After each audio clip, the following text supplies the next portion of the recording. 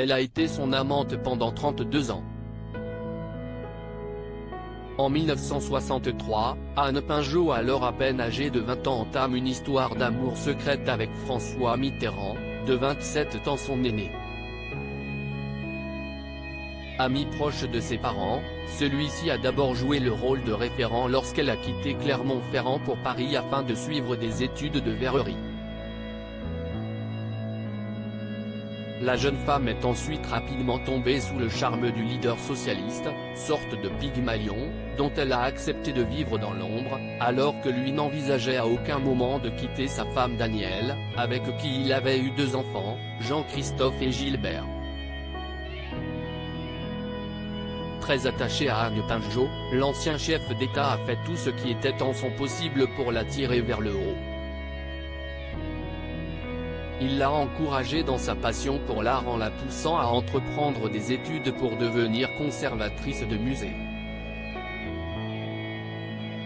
Très vite, Anne Pinjot est devenue une référence dans l'histoire de l'art, œuvrant notamment pour le musée d'Orsay.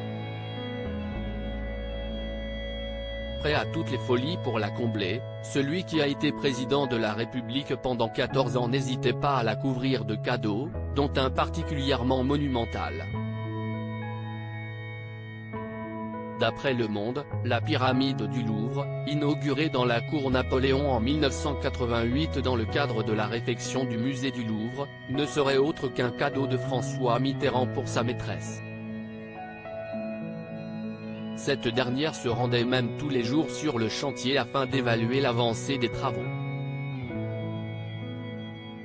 Supérieur à François Mitterrand, retour sur les femmes de sa vie et la seule exigence d'Anne Pinjot envers François Mitterrand. Si Anne Pinjot savait pertinemment qu'elle n'était pas la seule maîtresse de l'homme d'État, elle n'a connu aucun autre homme dans sa vie et n'exigeait rien de la part de François Mitterrand, ni le divorce ni la fidélité.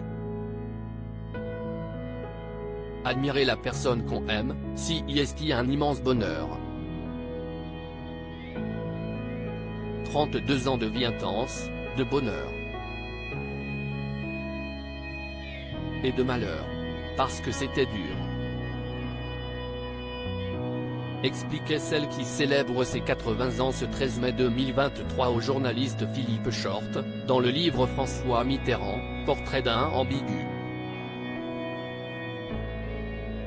Sa seule exigence aura été de devenir maman.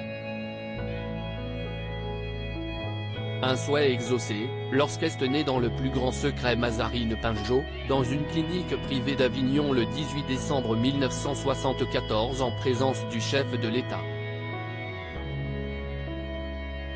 Mazarine Pinjot était une consécration mutuelle, avait déclaré l'homme d'affaires André Rousselet, proche de François Mitterrand dans les colonnes de Paris Match, quand Anne Pinjot plaisantait à moitié en déclarant que si est le seul vrai cadeau qu'il m'a fait. Article écrit en collaboration avec 6 médias Crédit Photo, agence.